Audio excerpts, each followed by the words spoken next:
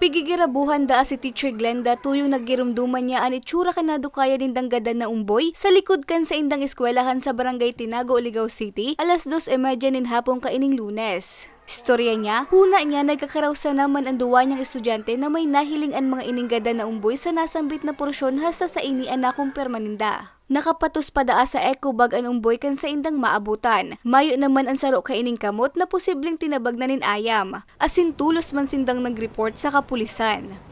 Di ko maisip kung nga tatapigibo ito nung ina.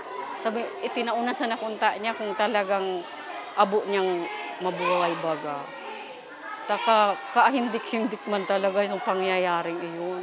Maski ako pigtatarakigan kahit ngunyan. Maski sa harong pag ako, naiisip ko to. Sigun sa opisyal kang barangay na si Kagawad Felix Alejo, nagkonduser naman sinda rin investigasyon kung sa ina pag-araman na mayo man na bagong pangaki sa indang lugar. Posible man da ang bako ninda residente an ina kan umboy, alagad makusugan sa indang pagtubod na residente nindaan ama kaini, ninhuli tagaro da aram ka nagtapok o nagwalat kan umboy an pasikot-sikot sa indang lugar.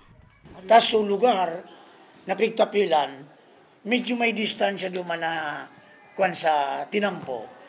Kung bakong tagadigdi, dahi man maraman itong tapilan na ito. Bata, dahi man pigagi sa kan eskwelahan, sa likod.